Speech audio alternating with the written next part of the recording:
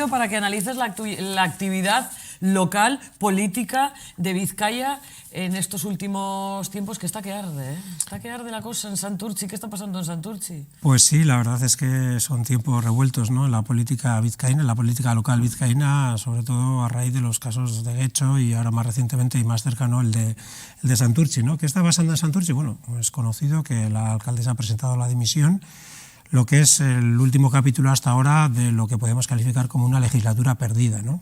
Y más allá del rifirrafe político, que a veces la gente puede confundir esto con una especie de partido de fútbol en el que unos llevan los colores y otros, lo que está en juego es la forma en la que se gobierna un municipio tan importante como Santurtzi, los servicios y la calidad de la respuesta política que recibe la ciudadanía, ¿no? Y lo que nos preocupa es que durante toda la legislatura, desde el gobierno que conformó el PNV, no se ha sido capaz de responder a esas necesidades de la ciudadanía, no se ha establecido un proyecto de gobierno serio y estable, y a raíz del escándalo de la presunta filtración de los exámenes, los acontecimientos se han acelerado y junto con el desgaste político que estaba suponiendo esa presunta filtración, junto con las revelaciones por parte de la concejal acusada de haber hecho presuntamente esa revelación de un examen, de que no era una práctica aislada, sino que era una práctica sistemática la de favorecer en los empleos públicos a personas afines al partido del gobierno, cosa que no está aprobada, pero la acusación en sí, bueno, pues entraña su gravedad. Y además se ha rumoreado, y nos consta que es así, que el Partido Nacionalista Vasco tenía también, o el Partido Nacionalista Vasco, en este caso, el Ayuntamiento de de Santurtzi, encargó una encuesta que revelaba unos muy malos resultados electorales y una victoria de Euskal Herria Bildu. Pues con todos esos factores se ha dado la situación de la dimisión de la alcaldesa y una situación un poco de vacío de poder y de caos en el municipio de Santurtzi, que esperemos que se arregle lo antes posible. Claro, la llave está en el Partido Socialista. Vosotros ya habéis ofrecido, os habéis postulado, que se suele decir, para liderar el Ayuntamiento de Santurtzi. ¿Estaríais en condiciones? Porque estamos hablando de 7 concejales tiene el PNV, 6 tenéis Euskal Herria Bildu, Podemos ya os ha dicho que os apoyaría, pero claro, si no llegáis a mayoría absoluta, iría la lista más votada. Por lo tanto, el Partido Socialista es clave. Al Partido Socialista ya le ha dicho su jefe el otro día en ETV1, que son serios y que van a facilitar el gobierno del PNV, que es lo que se va a facilitar, que es su socio. ¿Qué postura mantiene ahora Euskal Herria Bildu ante esta tesitura? Pues nosotros y nosotras desde Euskal Herria Bildu pensamos en primer lugar que hay que dar la palabra a la ciudadanía de Santurtzi en todos los sentidos y también a los partidos políticos que están allí presentes, ¿no? De hecho, hoy Euskal Herria Bildu va a realizar en el municipio de Santurtzi una asamblea local con su militancia y su base social para definir al menos 3 cuestiones. En primer lugar, quién va a ser la persona que proponga Euskal Herria Bildu como candidata a la alcaldía. En segundo lugar, para establecer un calendario y un proceso de diálogo con el resto de partidos para articular un proyecto compartido que pueda dar pie a un nuevo gobierno en el municipio. Y en tercer lugar, desarrollar los ejes de una oferta programática a los demás partidos, porque evidentemente no se trata de una cuestión de siglas, sino se trata de una cuestión de proyectos hacia la ciudadanía, como decía en el primer momento, y vamos a establecer una lista de actuaciones prioritarias en Santurtzi para, digamos, en torno a ellas conformar ese hipotético gobierno alternativo. Esto se va a realizar esta tarde, esta asamblea. Mañana se dará cuenta pública de las principales conclusiones y a partir de ahí empezaremos el proceso. Como muy bien dices, el Partido Socialista es clave y está atrapado entre dos afirmaciones o dos posiciones muy contundentes, ¿no? Por un lado, el secretario general del partido ya ha dicho que van a facilitar un acuerdo que posibilite que el PNV siga en el gobierno, pero las declaraciones y la actitud del Partido Socialista de Santurtzi parecen distantes, ¿no? Porque han dicho ni más ni menos que no van a facilitar un gobierno de prevaricadores, que son palabras mayores, ¿no? Y han reiterado que el PNV está inhabilitado para seguir en el gobierno de Santurtzi, y por tanto ya veremos cómo queda la cuestión. Nosotros lo que vamos a hacer es una propuesta programática para una nueva mayoría que gobierne Santurtzi, que la haga avanzar en la buena dirección, que abra las puertas y ventanas del ayuntamiento y que afronte la recta final de la legislatura de tal forma que no demos por perdidos 4 años en la gobernabilidad de ese municipio. Ya, eso lo dicen por un lado, pero también dicen por otro que hasta ahora Euskal Herria Bildu es que el proyecto de Euskal Herria Bildu es el más cercano al del PNV porque sois los que apoyasteis los últimos presupuestos que se han aprobado en la localidad. Eso también lo han dicho. Claro, mira, me viene muy bien que me hagas esta pregunta porque eso demuestra la actitud constructiva que tiene Euskal Herria Bildu y los municipios. El otro día en otra entrevista ponía 3 ejemplos. A Euskal Herria Bildu se le descabalgó de la alcaldía de Gasteiz siendo la primera fuerza política, incluso con el concurso del Partido Popular en la votación. En Guernica también, siendo la primera fuerza política, se nos desalojó y en ambos sitios hemos llegado a acuerdos presupuestarios con la alcaldesa de Gasteiz del Partido Socialista y con José María Gorroño en Guernica. Incluso aunque nos han, de forma un tanto injusta a nuestro entender, nos han descabalgado el gobierno siendo la fuerza más votada. ¿Y por qué lo hemos hecho? Como lo hicimos en Santurtzi. Porque para nosotros hacer política y hacer oposición no significa una política de tierra quemada, no significa hacer que todo vaya mal para criticar, sino se trata de aportar en la medida que se pueda. Y es verdad que en Santurtzi le dimos una oportunidad al gobierno, ante la incapacidad que tenía de sacar adelante los presupuestos, de negociar con Euskal Herria Bildu una alternativa que desatascara la situación.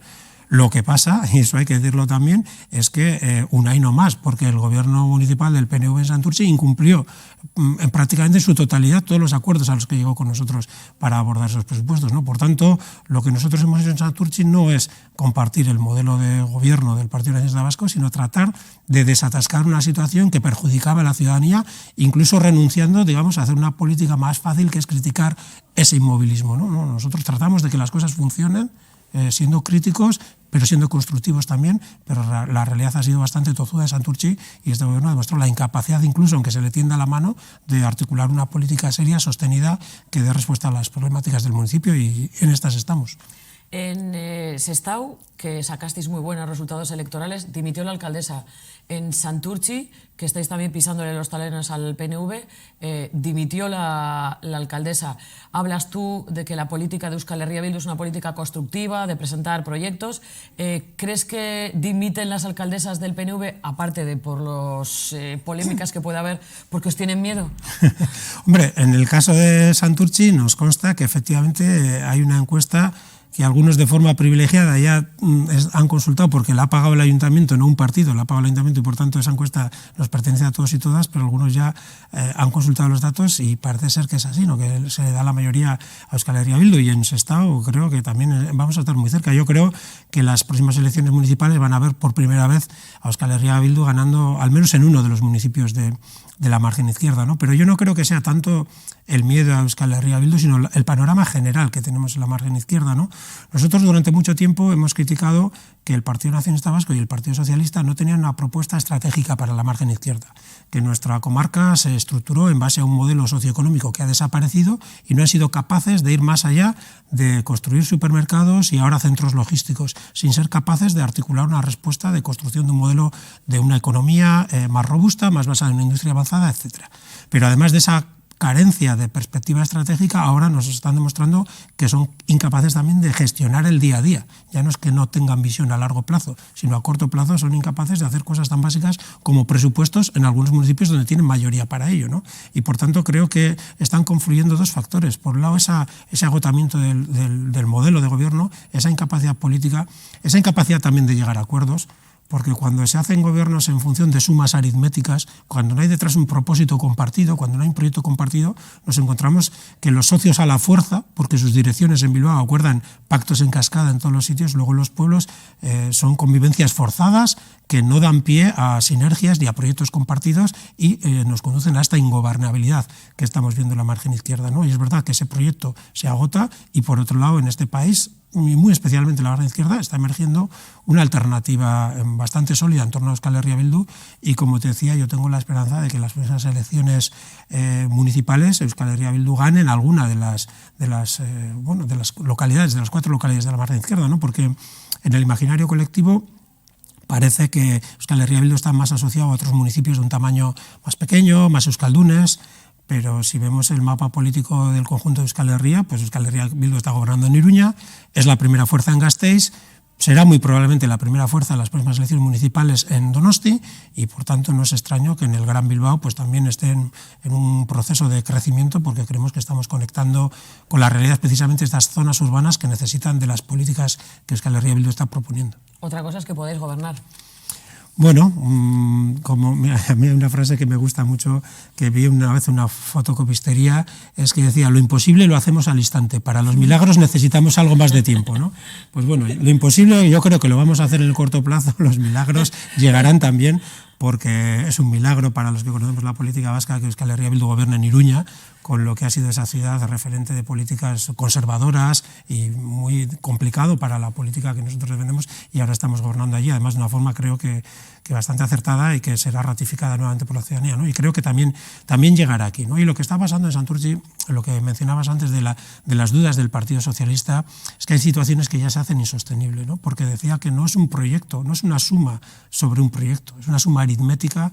Tú gobiernas aquí, yo gobierno allí, ahora se ha vuelto a poner encima de la mesa posibles juegos de cromos entre Trapagarán, Santurtzi y demás, y los choques, los roces, los enfrentamientos abiertos entre los dos socios creo que son cada vez más manifiestos. Ni por dónde tiene que ir el tren de alta velocidad, ni quién tiene que gestionar los puertos, ni los aeropuertos, ni los niveles de euskera, ni el salario mínimo.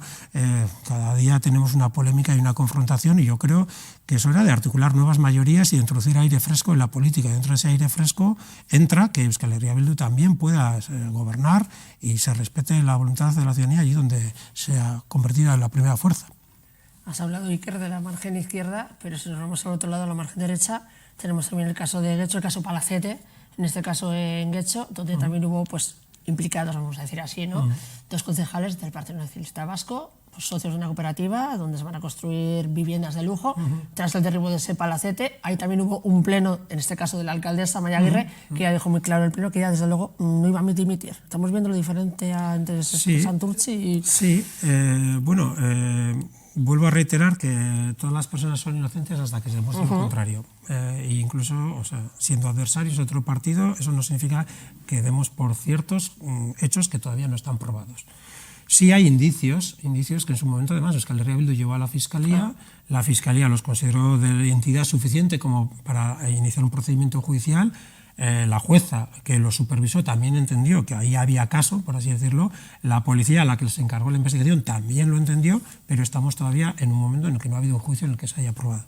¿Qué es lo que se les acusa a estas personas? Primero, de haber conseguido de forma irregular y valiéndose de sus contactos en el ayuntamiento permiso para el derribo parcial de un monumento, de un palacio que estaba protegido, tenía protección cultural. Y además, habiendo conseguido permiso para el derribo parcial de forma irregular, habían procedido de forma premeditada al derribo completo para ahorrarse los costes de la obra, manteniendo una estructura y demás, ¿no? Eso es lo que está encima de la mesa y eso es lo que en estos momentos ha llevado a la imputación de 3 personas, ¿no? Y ante todo ello, la alcaldía ha tenido un papel muy tibio, porque, como decíamos, si Euskal Herria Bildu, si los jueces, si los fiscales, si la policía entiende que hay cosas que es necesario aclarar, creemos que la alcaldesa, que era la responsable de esos nombramientos y de que esas personas bajo su cargo o bajo su autoridad hubieran cometido estos hechos presuntamente ilegales, tenía que haber tenido un papel muy distinto. En lugar de ir a remolque de que las cosas vayan apareciendo a impulso político, judicial, policial o mediático, tenía que haber sido quien hubiera liderado un proceso de depuración de responsabilidades y de aclaración de todo lo que se pueda aclarar en términos políticos. Y en lugar de eso lo que ha hecho es tratar de frenar, de ocultar información y de impedir que la opinión pública y los partidos políticos pudieran acceder a datos relevantes con respecto a lo que estaba pasando, ¿no? Ahí es donde se sitúa la petición de dimisión de la alcaldesa, que bueno, concitó el apoyo mayoritario de las fuerzas de la oposición, que además tienen mayoría en el Pleno, aunque hay, a diferencia de lo que sucede en Santurtzi, no es posible un entendimiento porque está por medio el Partido Popular, con el cual Euskal Herria Bildu no va a llegar a ningún acuerdo político. Está claro, de todas formas, ella dijo muy claro que ya no iba a dimitir, que iba a seguir. Lógicamente, el Partido Socialista también ha hablado, ha habido ahí, bueno, ha seguido manteniendo el apoyo, vamos a decir así, ¿no?, al PNV en el caso de Getxo. Pues así es. Que son también ahí socios, vamos a decir así. O sea que... ¿Pero crees que es similar? Bueno, yo creo que... ¿Son casos similares? Porque parece que en un principio la alcaldesa quiso prescindir de uno de esos concejales y supuestamente la obligaron a readmitirle en el Pleno. ¿Sería un caso similar al de Santurtzi? Hombre, idéntico no, pero similar sí, porque lo que refleja es un modelo de gobierno. Primero, presuntamente, concejales valiéndose de sus puestos para privilegiar intereses particulares, en detrimento, en unos casos, de la igualdad de oportunidades de acceso a empleos públicos y en otro caso del patrimonio cultural de un municipio. Es decir, ahí tendríamos un patrón y luego un segundo elemento similar, y es que es una actitud tibia, como mínimo, por parte de quien era responsable, porque a todo el mundo le puede pasar que surja una oveja negra en su entorno. Eso es algo que es inevitable. Que se lo digan a Pedro Sánchez. Bueno, Pedro Sánchez la verdad es que tiene un rebaño, ¿no? La verdad es que sí, y ahora con el último caso que se ha conocido en la policía, pues la verdad es que hasta sorprendente, ¿no? Pero primero, a veces, si esa persona ocupaba un puesto de mucha confianza y tenía antecedentes que hicieran dudar de su capacidad o de su transparencia o de su limpieza, pues quizás quien le haya nombrado puede tener una responsabilidad. Pero incluso gente que pueda ser de toda confianza, que en principio no era sospechosa de ser potencialmente corrupto, pues cuando peca o comete alguno de estos delitos, lo que hay que hacer es gestionarlo de una forma responsable. Nos puede pasar a cualquiera que alguien de nuestro entorno haga algo incorrecto. De eso no estamos libres ninguno. Lo que sí tenemos la obligación es de, si nos pasa, ser los primeros en liderar la aclaración y depuración de todas las responsabilidades que pueda haber. Ahí está la diferencia, ¿no? Es verdad que Euskal Herria Bildu hace gala de no tener casos de corrupción, no tenemos ningún caso de ninguna condena de corrupción, pero pudiera darse un día en que eso sucedería, y en ese momento nuestra garantía es que seríamos los primeros en aclarar, depurar y poner a disposición de la ciudadanía toda la información y asumir las responsabilidades, que es lo que no se ha hecho en este caso, ¿no? Por tanto, sí hay ciertos elementos en común, desde las malas praxis hasta la mala gestión de esos casos de presunta corrupción por parte de las dos responsables municipales más. Pegamos un salto a las Juntas Generales. Vamos allá. Habéis tenido pleno esta semana, ayer mismo. Te vimos una propuesta que hizo Euskal Herria Bildu para ese dinero, ¿no?, que venía del gobierno central para ese museo Guggenheim de Urdaibai, que al final ha quedado en la nada. No lo has comentado tú más de una vez, de hecho, aquí que iba a quedar ahí como la cosa. Decías también pues, de retirar o trasladar, ¿no?, el astillero Murueta, ese de invertir lo que es en la comarca. La propuesta no salió adelante, Iker. No salió adelante y bueno, fue un debate un poco paradójico, ¿no?, porque la mayoría de las intervenciones de los grupos más o menos venían a respaldar, pero yo creo que luego por lógicas partidistas pues la votación fue contraria y los partidos del gobierno no lo quisieron aceptar, ¿no? Aquí hay muchos elementos a gestionar después de lo que ha pasado con el Guggenheim, ¿no? Y no es una cuestión, ayer nos acusaban de estirar el chicle, ¿no?, pero es que son temas candentes y muy importantes los que nos han quedado encima de la mesa. Sí, porque se dijo que cuando el acuerdo se hizo que vosotros no estuvisteis de acuerdo. Sí, y eso lo voy a explicar. El gobierno central y el gobierno de la Diputación Foral de Vizcaya llegaron a firmar un convenio en base al cual el gobierno central aportaba 40 millones para una serie de medidas que eufemísticamente venían calificadas como intervenciones de recuperación medioambiental en la zona de Urdaibai, pero que luego, leyendo el documento, eran intervenciones destinadas a facilitar la infraestructura para la construcción del museo.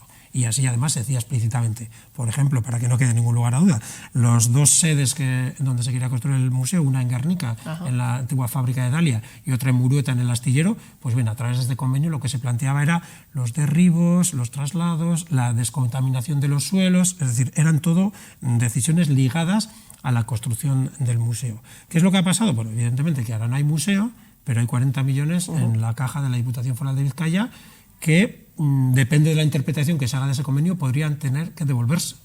Y nosotros dijimos, nosotros votamos en contra del convenio porque era una forma de construir un museo que veíamos que era un despropósito, como así lo ha entendido la mayoría de la población de la zona de Busturialdea, lo que ha venido a determinar que el museo no se termine por no hacer. Estábamos en contra de que ese dinero se destinara a construir el museo, pero no estamos en contra de que se reinterprete el convenio y se puedan efectivamente financiar actuaciones, estas sí, de mejora medioambiental en la zona de Busturialdea con esos 40 millones. Y esto está en el aire, esto está en estos momentos sujeto a una negociación y a una interpretación entre el Ministerio de Transición Ecológica y la Diputación de Vizcaya. Y nosotros pretendíamos que las Juntas Generales, de forma solemne, pidieran al Gobierno Central que efectivamente fuera flexible la interpretación de ese convenio y ese dinero se pudiera invertir en la zona. ¿En qué?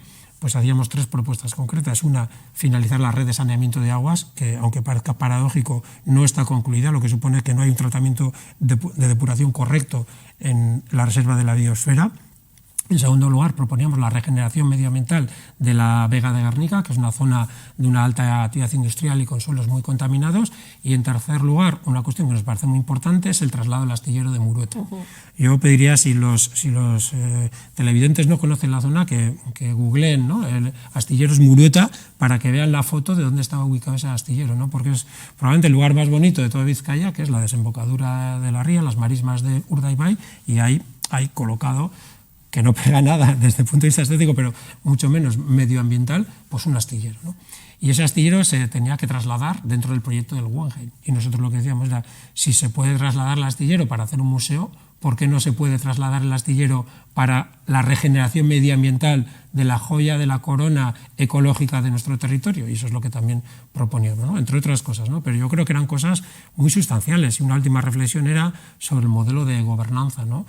Uno de los factores determinantes para que el museo no se lleve adelante es que se ha detectado a través del proceso de escucha que ha activado la Diputación Foral, cuando ya veía que había un rum de oposición muy mayoritario, pues se decidieron justo al final, no al principio, al final, preguntarle a la gente cuál era su opinión, y los resultados fueron abrumadores, ¿no? Entonces nosotros pedíamos también que las enseñanzas de este proceso, ayer la metáfora que empleaba en mi intervención era, esto es como un libro de viaje, que aunque el viaje no nos haya llevado a ninguna parte, el propio camino nos ha enseñado cosas, ¿no? Y una de las cosas que nos ha enseñado es que los procesos de transformación del territorio tienen que hacerse de la mano de la ciudadanía.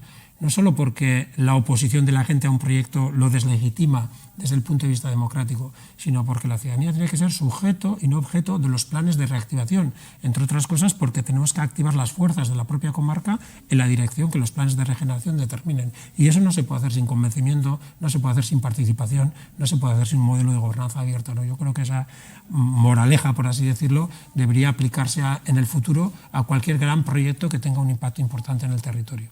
Decías que igual había que devolver esos 40 millones, yo creo recordar, no ayer, pero hace unas semanas atrás, cuando la diputada general habló de ese proceso de escucha y habló también de que esos 40 millones sí que se iban a invertir realmente en reactivar, decía ella, la comarca, ¿no? Y que se va a tener en cuenta pues, las opiniones en ese proceso de los propios vecinos. Que ella lo iba a intentar, pero no está en su mano. Esto es un convenio que literalmente está ligado a la construcción del museo, aunque sí deja un cierto margen a la interpretación. Pero cuando hablamos ya de que hay margen a la interpretación, pues aquí tenemos que recurrir a la voluntad de las partes, y quien ha puesto el dinero es el Ministerio de Transición Ecológica. Por tanto, lo que no queremos es que ahora impugne ese acuerdo y exija la devolución del dinero, lo cual puede perfectamente hacer, como decía, a tenor de la literalidad de lo que ya está escrito. Por tanto, lo que queremos es que haya un acuerdo político, una reinterpretación del acuerdo que dé la seguridad de que ese dinero se va a quedar en la zona, porque, como decía, hay intervenciones que desde el punto de vista medioambiental son urgentes y muy necesarias. También el tema de vivienda es un tema que estáis tratando mucho desde Euskal Herria Bildu, que estáis impulsando mucho. Sí, porque es la principal preocupación de la ciudadanía, nos lo están diciendo una y otra vez las encuestas y lo estamos percibiendo además, no hace falta recurrir a las encuestas. Quien no lo tiene la vivencia directa, lo tiene a través de un familiar, hijos, o todo el mundo se encuentra ante la realidad de una situación que ha devenido casi en un drama social, ¿no? Porque incide en las dificultades de emancipación de la gente joven, incide en los problemas demográficos porque se retrasa la edad de emancipación y además supone una hipoteca literalmente en la vida de las personas que tienen que dedicar una cantidad absolutamente desorbitada de sus ingresos a procurarse una cuestión tan fundamental y básica como es la vivienda, ¿no? Por tanto, ahí seguimos insistiendo en la necesidad de ser más activos desde lo público en diferentes ámbitos. Tenemos una ley de vivienda, tanto vasca como una ley estatal, que tienen mecanismos que aún no se han activado. El más importante es el de la limitación de los precios de alquiler. Esto en Vizcaya está pendiente de que la Diputación culmine algo que lleva tiempo diciendo que lo va a hacer inmediatamente y todavía no lo ha hecho, que es la elaboración de los censos de los precios de la vivienda por zonas. A partir de que se sepa zonificadamente cuáles son los precios, se pueden establecer unos límites y a partir de ahí se supone que vamos a obtener resultados, ¿no? Y efectivamente en Navarra, donde ya se ha aplicado, ha habido un descenso en el precio del alquiler, ¿no? Y otra de las medidas importantes que estamos reivindicando es la creación de un gran fondo para la construcción de vivienda pública.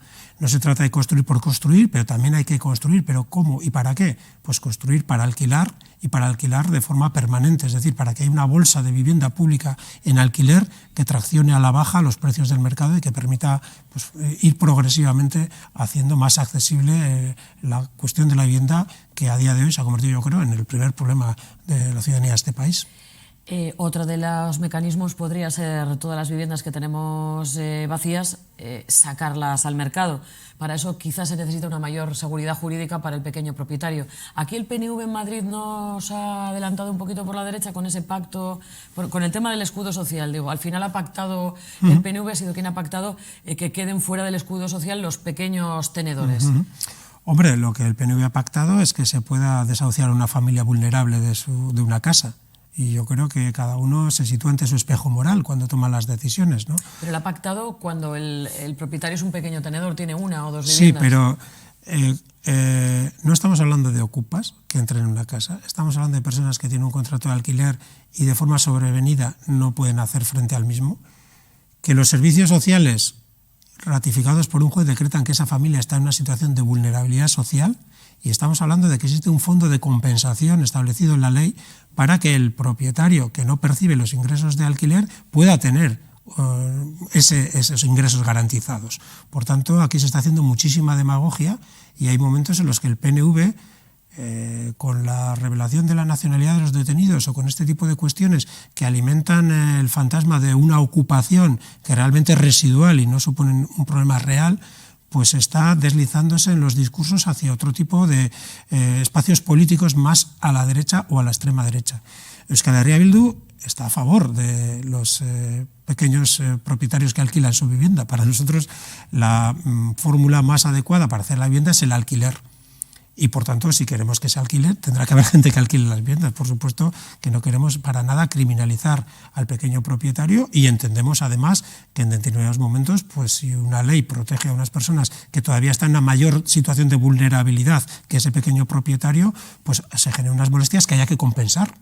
Los mecanismos están establecidos. Por tanto, no es tanto un problema real como que algunos intentan coger la bandera de esa defensa del pequeño propietario y también agitar ese fantasma de la ocupación que, como decía, no tiene relevancia en el ámbito del problema de la vivienda, porque son situaciones residuales que no estamos además hablando en este caso de ellas, sino que estamos hablando, como decía, de problemas sobrevenidos para familias vulnerables.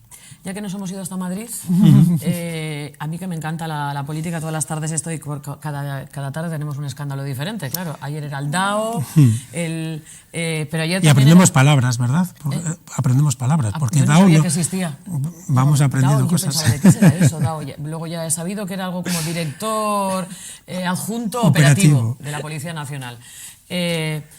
Podríamos hablar largo y tendido de cómo pues se echan unos a otros sí. la pelota cada vez que cuando el que está denunciado es del propio partido, no presunción de inocencia, y cuando no... Bueno, podríamos hablar de otra cosa, pero ya que estamos en la actualidad, a nivel de Congreso, ayer hubo un acto de Gabriel Rufián, bueno, no solo Gabriel Rufián, también estaba Sara Santaolalla, también estaba Emilio Delgado, que es diputado de Más Madrid, o de Sumar, porque ya como son como la vida de Brian, ya no sé si es de Sumar, no sé si es de Más Madrid, me pierdo. Pero bueno, el caso es que estos apelan al BNG, apelan a Euskal Herria Bildu. ¿Cómo ves eso de...? Ya habéis dicho que no, ¿eh? Ya lo explicó en su momento, además, el primer día se explicó allí. Pero ¿por qué no veis esto de una unión de izquierdas a nivel de todo el Estado? ¿Por qué Euskal Herria Bildu no entraría en ese barco? Porque Euskal Herria Bildu ya tiene su marco propio. Euskal Herria Bildu es una fuerza nacional de Euskal Herria, y Euskal Herria Bildu, además, con respecto a la lucha para frenar el fascismo y unificar a la izquierda, está teniendo resultados bastante positivos, ¿no? Por tanto, hay una frase en el mundo de la ingeniería que dice: si no está roto, no lo arregles. Entonces, desde Euskal Herria, precisamente, nuestra aportación a frenar a la extrema derecha ya la estamos haciendo, ¿no? La verdad es que en la tertulia o en el debate o el encuentro de ayer surgieron reflexiones muy interesantes, aunque muchas de ellas no son precisamente novedosas, ¿no? Me recuerda un poco al chiste del boxeador al que le están dando una paliza y en el rincón el manager le dice: trata de esquivar los golpes, trata de dar algún golpe, dime algo que no sepa, ¿no? Dime algo que no sepa. Es decir, la izquierda en el Estado saben cómo están, ¿no? O no lo saben, o no saben que están divididos tú misma acabas de hacer el chiste de la vida de Brian, no saben que están ahí, ya lo saben. Y saben que viene la ultraderecha, también lo saben. Y saben que las circunscripciones están estructuradas de tal forma que se pierden muchos votos y se presentan partidos que luego no tienen posibilidad. Todo eso ya lo saben.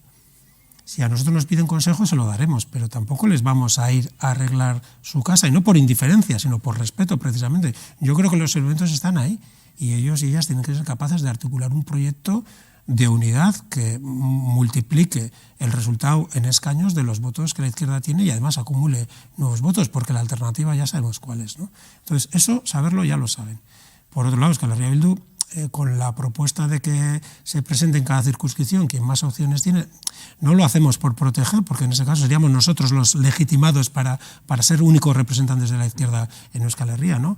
Pero nosotros entendemos que, primero, el análisis está ahí y le corresponde a las diferentes formaciones de la izquierda del Estado dar una respuesta en términos de alianzas a esa realidad. Y, en segundo lugar, creemos que se olvida en demasiadas ocasiones que lo fundamental que tiene que hacer la izquierda, además de esas posibles alianzas, es dar respuesta a la ciudadanía. Por eso ahí hemos dicho que donde sí estamos comprometidos es a la creación de un programa común de lo que puede hacer la política a nivel del Estado para responder a las prioridades de la ciudadanía. Antes decía que la política no es un partido de fútbol, que aquí no son colores contra colores, aquí hay modelos de sociedad contrapuestos y no es lo mismo izquierda que derecha. En términos de libertades, para las mujeres, para los homosexuales, para las personas racializadas, para los trabajadores y trabajadoras, las políticas de izquierda deben suponer, y lo tienen que ver así, mejoras en su protección, en su calidad de vida, en sus derechos, y lo que tenemos que hacer es articular acuerdos para que se siga subiendo el salario mínimo, para que se mejoren los salarios, para que se mejoren las pensiones, para que se ataque de una forma más efectiva la cuestión de la vivienda, para que se amplíen libertades y derechos, para que el país sea más democrático, para que se reconozca la plurinacionalidad del Estado. Ahí es donde vamos a estar y donde les proponemos estar. Con respecto a lo que son las alianzas electorales, creemos que a nivel de Euskal Herria, por lo menos desde la perspectiva de Euskal Herria Bildu, ese tema lo tenemos resuelto. Reconocemos que hay una izquierda estatal que también existe en Euskal Herria, aunque esté dividida. Ellos y ellas verán si van a retirarse en favor de Euskal Herria Bildu, por ejemplo, o no. Nosotros no se lo vamos a pedir. Desde luego están en su perfecto derecho de presentarse porque representan un espacio político que es real y que está ahí, ¿no? Por tanto, bueno, vemos con interés algunas de las reflexiones y esperemos que sirvan de acicate para quien tenga que tomar nota, tome nota, pero no nos sentimos interpelados a participar en un proyecto de suma de siglas electoral más allá de nuestro marco, que es Euskal Herria. Claro, esta sería ya mi última pregunta. Entiendo que vosotros pensáis que Euskal Herria Bildu lo está haciendo bien porque aquí en Euskadi el obrero, el joven, no está comprando el discurso de la extrema derecha como sí en otras zonas del Estado. Se ha visto en Extremadura, se ha visto en Aragón, y has dicho tú mismo, si quieren que les demos consejos, se los damos, si quieren que nos los pidan. Si nos los piden, que creo que la vida es muy importante, no ser arrogante. Sí. Y solo, a veces, no sé si os gusta el mus, pero cuando suele decir los de fuera a dar tabaco, ¿no? O sea, si tú estás... Y en este caso, nosotros, claro que tenemos un análisis de lo que sería mejor a nivel del Estado. Mi pregunta iría por ahí. ¿Cuál sería el secreto de Euskal Herria Bildu para lo que hemos comentado antes? Santurtzi, Sestao, Donosti, Gasteiz, donde ganasteis también... aunque no gobernasteis, ¿cuál sería el secreto, a juicio de Iker Casanova, de Euskal Herria Bildu para, frente a un Estado en el que va avanzando de forma brutal incluso la extrema derecha, aquí en Euskal Herria, en Euskadi, bueno, en Euskal Herria, sin embargo, quien va avanzando es justo un discurso totalmente contra, un discurso de izquierdas?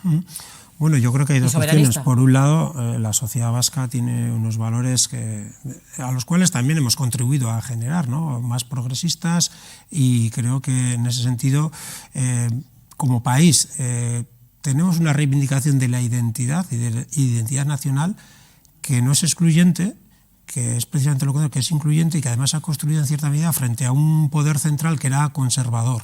Entonces este país, yo creo que los valores del progreso los tiene interiorizados y además es capaz de reivindicar su existencia como comunidad de una forma abierta y no excluyente con respecto a terceros. Por eso somos capaces de integrar otras realidades, fenómenos migratorios y ser un país abierto que a la vez que se reivindica como una nación es un espacio de encuentro y de gestionar las cosas en común, ¿no? Y desde la perspectiva ya más ideológica o organizativa, Euskal Herria Bildu lo que ha hecho es gestionar un frente amplio, lo que llamamos un frente amplio, un rango ideológico amplio dentro de la izquierda, en el cual la diversidad no es entendida como un factor de división.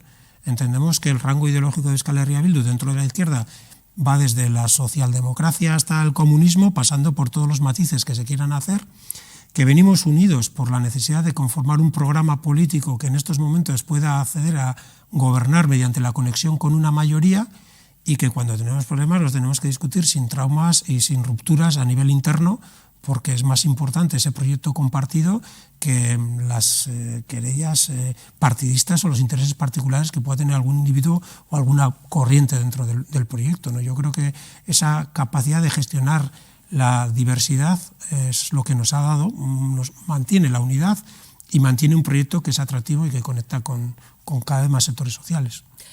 Iker, eskerrik asko una vez más por estar en el plato de Tele7. Pues muy bien, Nos vemos eskerrik asko pronto. zuei gonbidatzeagatik. Gero arte.